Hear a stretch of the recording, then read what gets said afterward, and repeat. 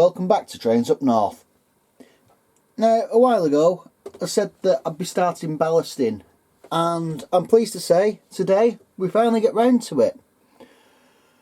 So it's taken me a little bit longer than I wanted to get to this stage, but as I sort of got ready to do the ballasting, I sort of thought, well, I need to do that first, and then, oh, it'd be better if I did that first. So I'm just going to run through with you what I've done prior to starting.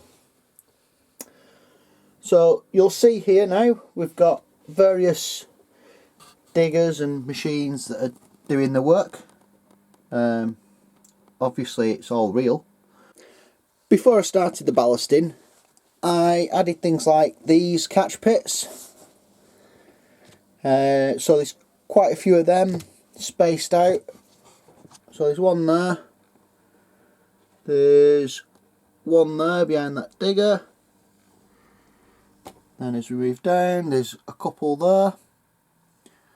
And on the real railway, they're used where you've got intersections for the pipes, for the drainage, or at certain distances where you have catch pits where all the sediment goes into, so you can clear out the sediment so it don't get stuck in the pipes.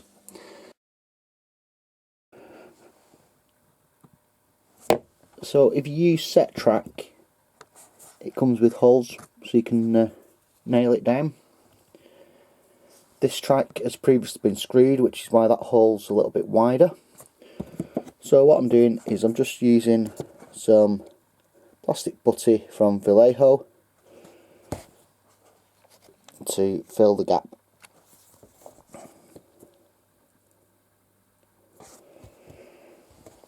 I'll move to the next one, which is there. I'm just going to zoom in a little bit and I'll show you exactly what I do. So you just get the plastic putty, put the tip in, squeeze it very gently because you don't want loads coming out, and then just smooth it off with a finger. Don't worry about it being white, because once we add more weather into this track, that'll just disappear.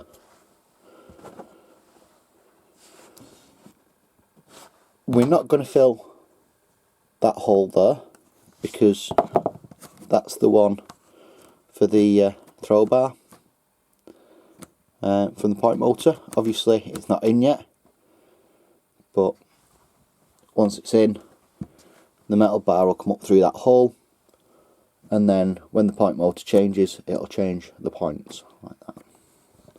When the layout's done, along the back here, I'm going to have a little scene that I can set up, which is going to be some Network Rail guys doing some maintenance or renewal or something. So I've put in one of these lighting masts. I'm going to put several more in along the back before I'm done. Obviously they cost a fortune, so that's why there's only one at the moment. When it's in and it's all wired up underneath, they'll light up, so the guys will be able to see when they're actually doing the work. I've put in the trough in, concrete cable trough in for the signals. I've put orange pipe under the track. Dead easy to do that. What I've done is offcuts of cable, just painted them orange with a bit of enamel paint, and then when it's dry, slide it underneath the sleepers in the right place. The orange pipe, it's not used anymore, but originally we'd have orange pipe and that would contain cables. It protected the cables and made them obvious where they were, or depending who you ask, it acted as a target for machine operators to try and hit. So when you had a tamper come through, tampers go through these and destroy them, or you've got on-track plant running up and down the diggers, and again they go through them. So now on the modern railway, what we do is we'll put the cables either attached to the top of the sleeper, or we'll have hollow sleepers that will put the cables through. I've got some relay cabinets, or LOCs as we call them on the railway, location cases. You'll see I've put 2 rows of cable troughing in. That's because it's quite a busy junction, so sometimes where you've got a lot of cables you can't physically fit them in to just one row of troughing, so we'll put additional cable troughing in. I've put point motors in. I don't think it's showing up well on the camera, but there is some subtle weathering to these. Some are weathered more than others, but you know, that's how it is on the real railway. I've put in some bases here for the signals with the hole drilled through. So what I'll do there is I'll put the signal in and all the cables will run down through that hole underneath. That's not the signal that's going there, but you know, it's there to give you the idea. And as I've said previously, I have put a little bit of weathering on the track just to give it a little bit of a rusty appearance. It's only a base. Once it's all done and it's all ballasted, I'm going to go over it again, and that'll weather the ballast as well. I've picked out the sleepers in concrete colour. Now these are actually wooden sleepers, but I think it's quite difficult to tell because I painted them in the concrete colour. So when I went to the model shop I couldn't get concrete sleepers for the point work, so I've just made do with what I've got. Other bits on the layout, like there, that's wooden sleeper.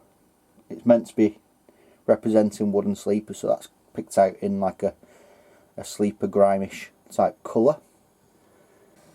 So at the back, originally I was going to do like a cliff face and do like a proper cutting, similar to what I've done on the heritage section. But I think just to mix it up a little bit, I'm going to do like a retaining wall. And then I thought, well, I've got this little bit here is lower, and the reason I've done that is because the heritage line is going to be on the back, and just to give it a little bit more interest rather than it just running along pretty much a flat surface, I decided that I'd have a little bit of a drop in the train level and a little bit of a bridge. It doesn't drop down too much, so what I've decided I'm going to do here is I'm going to cut this out and I'm going to put a further deeper cutting in there with something like a stream running down it. And then what I thought I might do is have a stream coming in from behind, feeding it from that side, as well as one coming down like that. So the stream, like I say, I'm not 100% yet, but it'll sort of run down the middle here, and then it's going to go under the track here. So the stream's going to come down somewhere here, and then it's going to go under the track, and then it's going to come round here, and then I might bend it back towards the camera now. Because of that, I'm going to alter the cable troughing, and where it goes over the bridge, it's going to be raised on little legs like that. So I just thought that'd be a little bit more interesting, but I sort of had to plan the bridge then around what I'd already done. So I'd already put catch pit in there behind that digger. I'd already planned for a signal to go there, so I don't want to put in a catch pit and a signal on a bridge, so it's going to have to come like that there. There's going to be a couple of point motors on the bridge, but I can find examples, or I can get photographs for you showing that does happen in real life if you want. We can put signals on bridges as well if we want, but rather than sink them into the ground, we normally put them on a gantry or something. Yeah, I'm waffling on now, aren't I? So let's talk about ballasting, what we're going to use for it. Well, I've got a tub of ballast.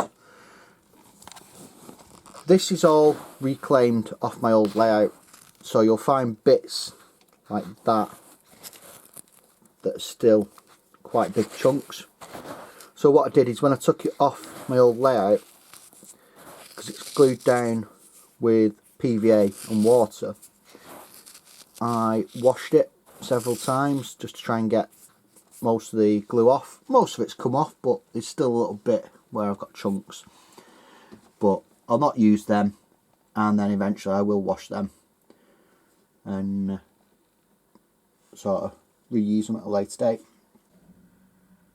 This section, as you can tell, has previously been ballasted, and the glue has got in the point blades, but it's PVA and water. It's not the strongest glue in the world, so if you're just gentle with it, you can actually break the bond between the glue, the rail and the sleepers.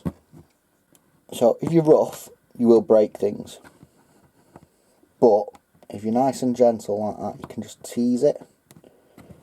The other thing you can do is, if you get a craft knife or a Stanley blade, you can just go in there and run the blade round, and run the blade underneath and around there, just to sort of break any bond that's formed. The other issue you can have when you glue him is glue getting on the stock rail and on the switchblade, which stops the electric flowing through the two. So if you rely on that contact, just protect it to prevent issues later on.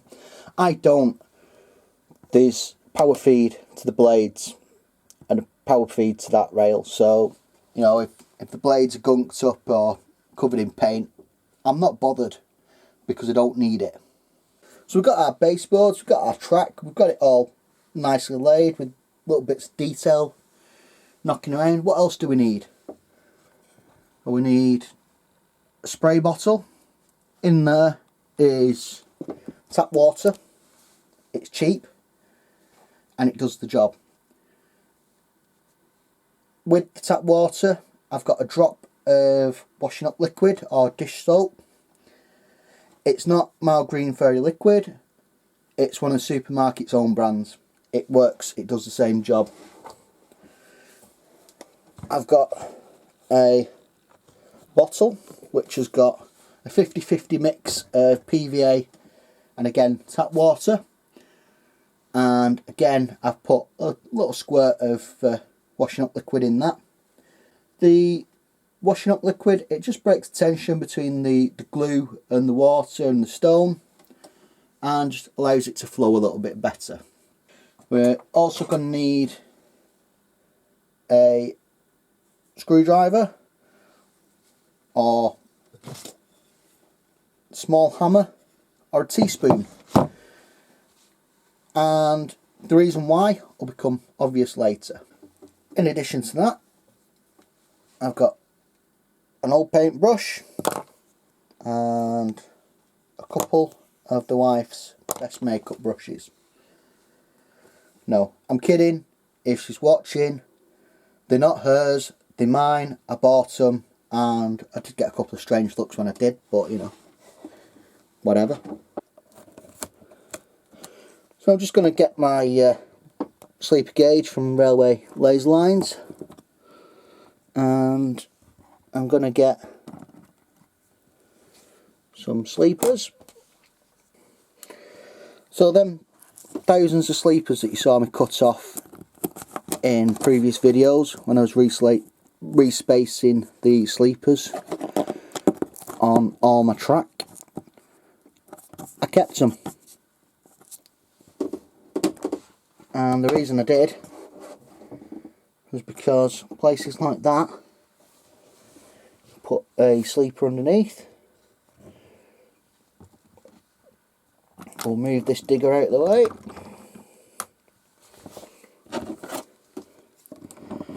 Yes, I am a big kid and I do like to play. We'll come along with our little truck.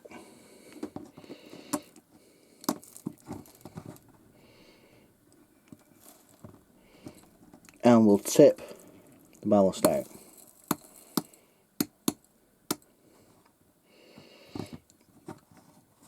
There's a big chunk of ballast there that we don't want. So put that back in our tub and we'll use it again another time. So I just picked out the big bit of ballast that I didn't want there. I'm going to move these troughs to the back. And what I'm going to do today is I'm going to ballast the centre of the track, so the 4 foot on these lines, probably that one as well, maybe that, we'll see how we go. And then I'm going to do the bits in the middle, but I'm not going to do the cess side, so I'm not going to do the outsides. So that bit at the very back there next to the cable troughing, we're not doing that today. Reason being, I'm going to wait till all my cable troughing's in before I ballast that. Questions that I've seen asked: do you need to do it all at once? The answer is no. You do as much or as little as you like. A lot of people hate ballasting.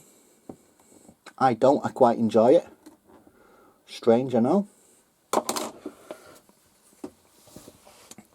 I find it quite therapeutic. I don't like doing on my layout of the wiring and painting people. So you might notice there's a difference in colour between that and that, and the only reason for that is because that's glued. So we'll just take a small pinch of ballast, and what we do is we'll just sprinkle it like that down the middle of the 4 foot.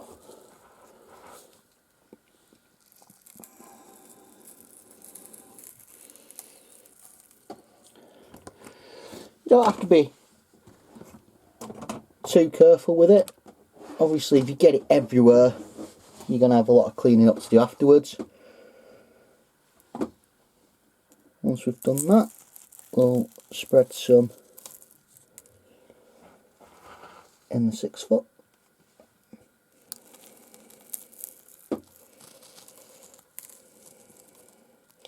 Some people use N-gauge ballast because they say it looks better. What you might notice here is some bits are bigger than others, excluding the stuff that's in big clumps because I've glued it together. And the reason for that is I use a mix of different ballasts by different companies, and I just find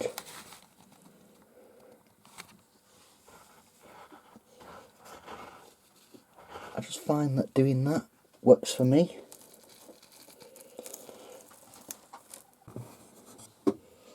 So that bit there is just on spaceboard.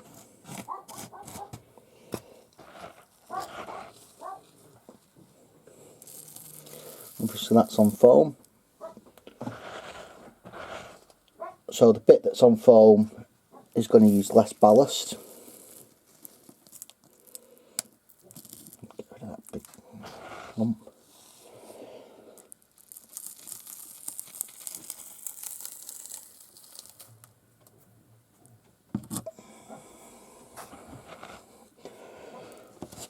Bits where you do need to be a little bit careful around the points.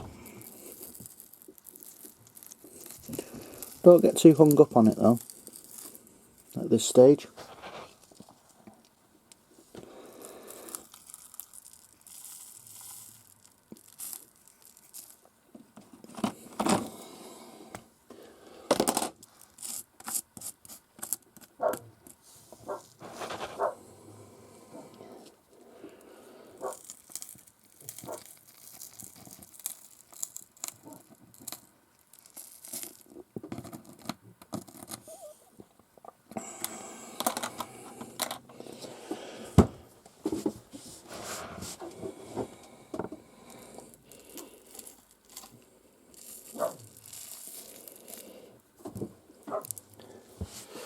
And then what I'm going to do, I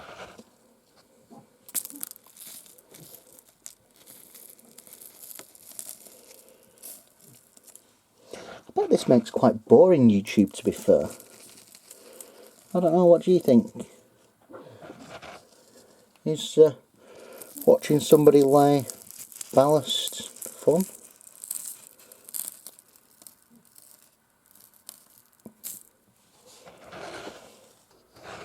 There's the other thing I'll say.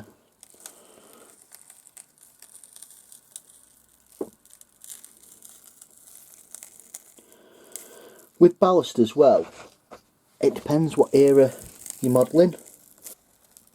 If you're doing a steam layout, like a 60s one or something like that, the ballast was sort of level with the end of the sleepers there, like that, quite often.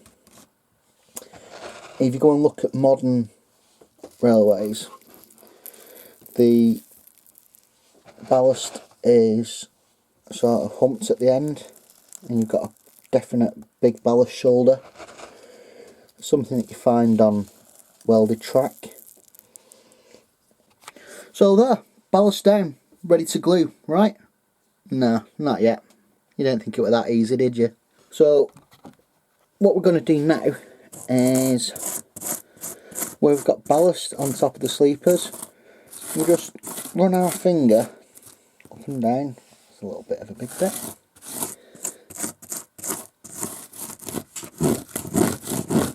Like that.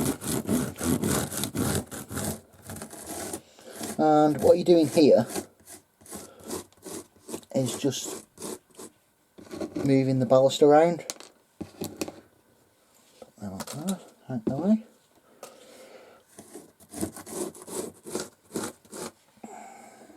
And then again, just do the same. And then any bits where it looks a bit bare, like that, just add a little bit more in.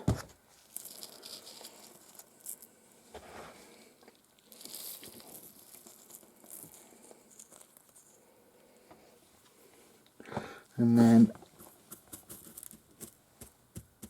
with the various brushes, we're just easing the ballast around.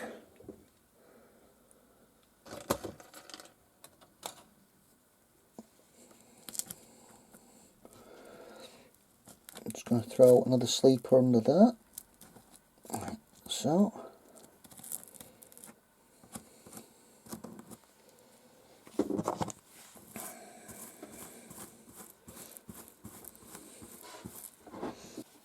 Here where I've got the point motor, I just want to make sure I've not got any ballast on the point motor.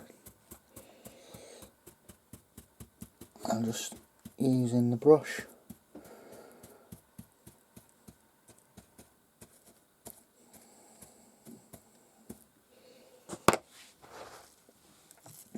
to, I'm just using the brush to manipulate the ballast into where I want it. Don't forget, if you're new around here, hit the like button, share the video if there's someone that you know that's doing a railway that might find this video useful. Leave a comment in the section below,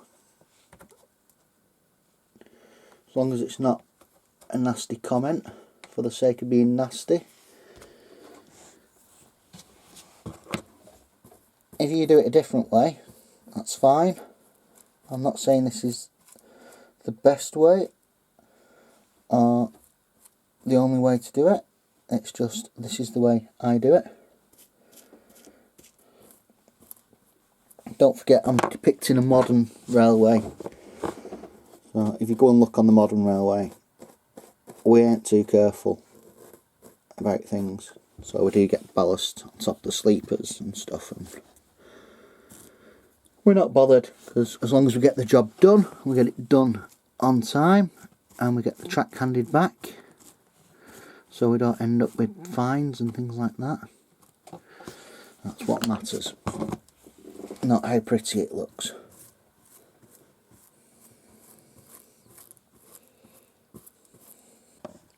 So I said you need to be a little bit more careful around your point work, and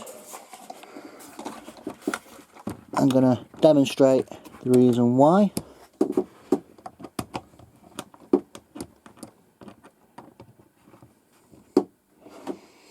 So here's our pendolino coming across.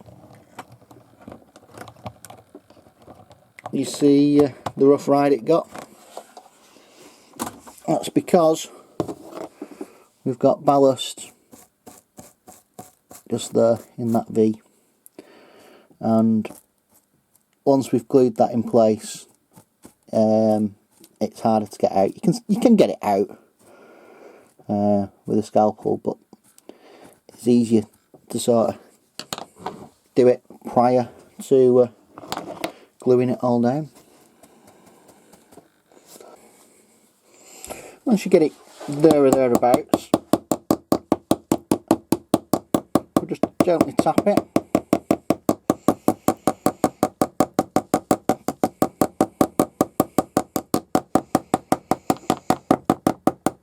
With our screwdriver.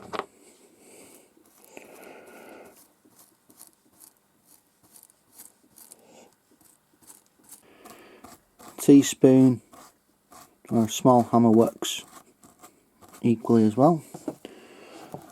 Don't think that we're hitting it hard, we're not, we're only tapping it. And the reason we do that is just to vibrate the ballast, get it out of the bits where we don't want it and into the bits where we do want it. So again,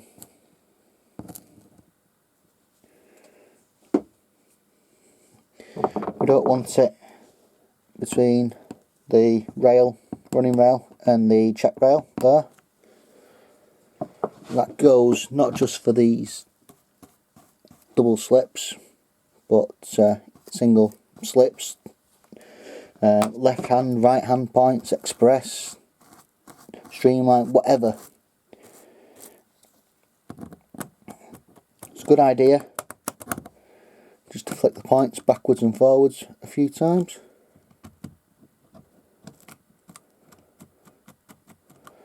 At this point. And the reason we do that is we're just making sure that we haven't got anything in the mechanism that's going to cause issues further down the line.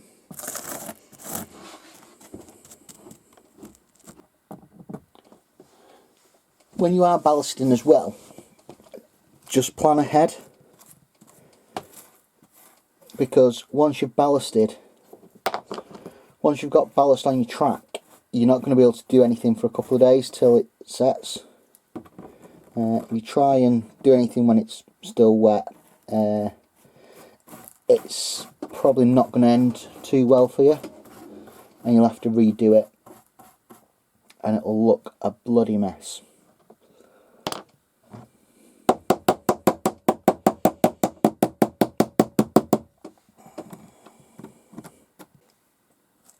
if you really do cock it up at this stage and you put too much on, if you get one of them small handheld vacuum cleaners, you can vac it off, and if you make sure that it's clean before you do it, you can then reuse the ballast.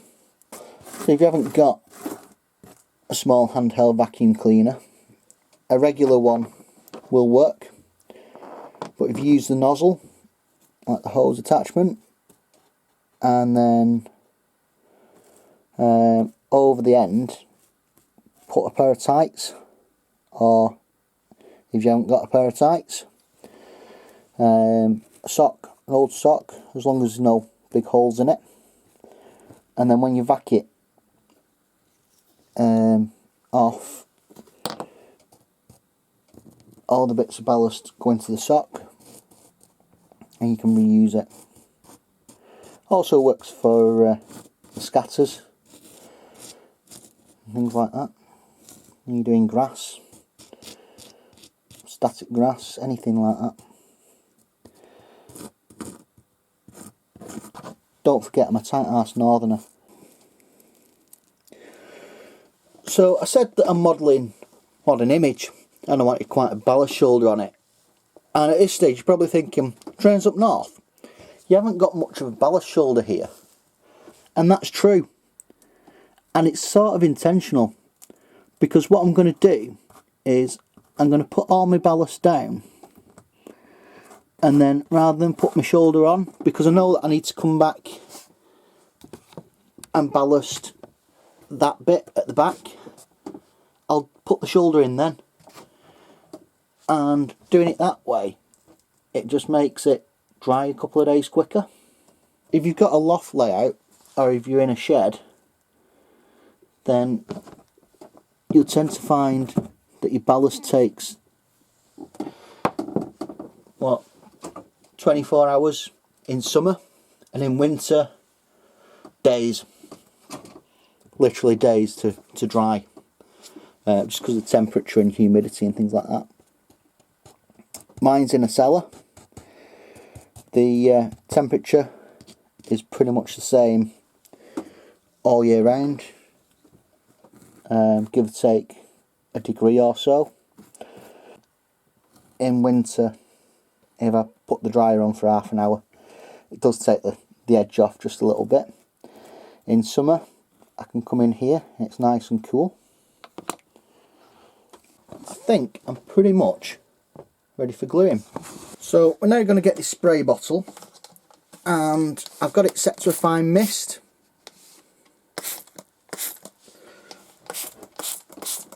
So what I'm going to do is just give it a fine mist all over, so it's nice and damp.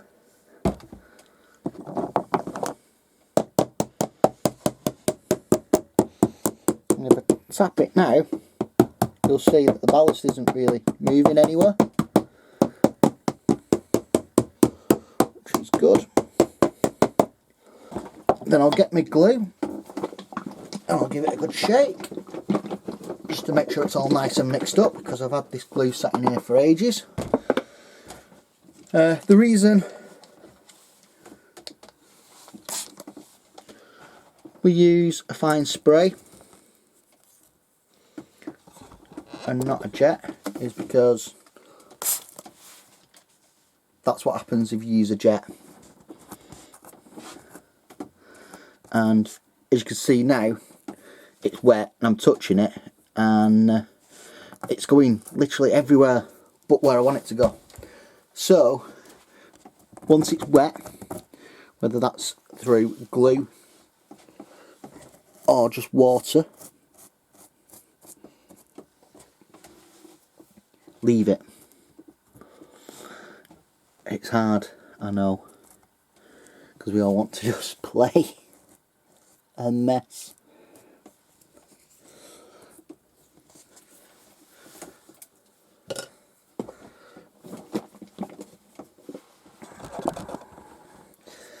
So yeah, hopefully you've learnt something there. I knew it'd do that, which is why I didn't do it on the bit that I actually wanted ballasted.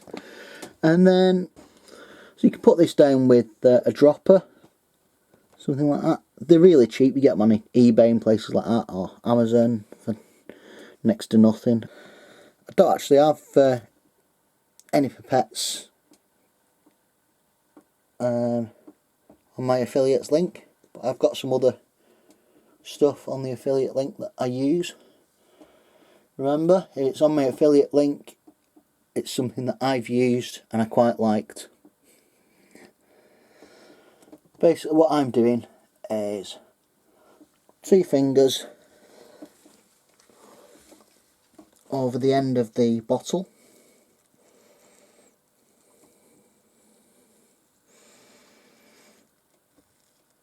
and then just letting it pour out nice and controlled. I find that's the easiest way for me. I've tried droppers, they don't work. Well, no, they do work, I've seen people use them, but they don't work for me. Let's put it that way. Which is why you won't find them on my affiliate link. Why should I try and get you to buy a product that either I don't like, I don't use, or I don't believe in? I know some people do that. I think it's unfair. It's not the way I do things.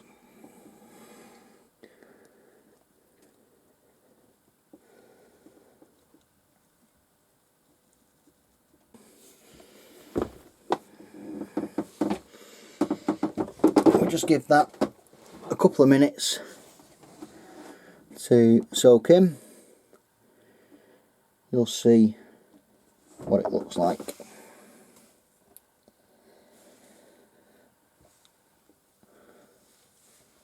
So because we've sprayed it with the water, I find that just helps distribute the glue a little bit better. And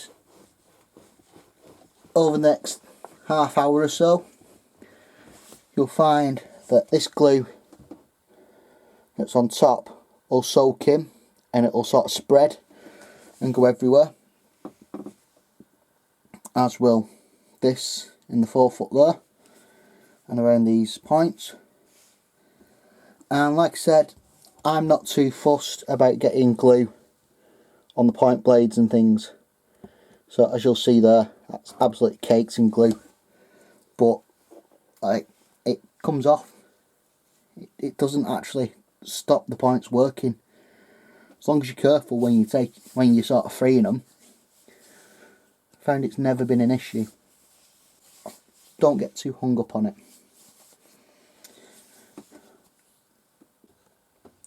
This ballast here that's been glued and is dry, if you press it, it's still a little bit spongy.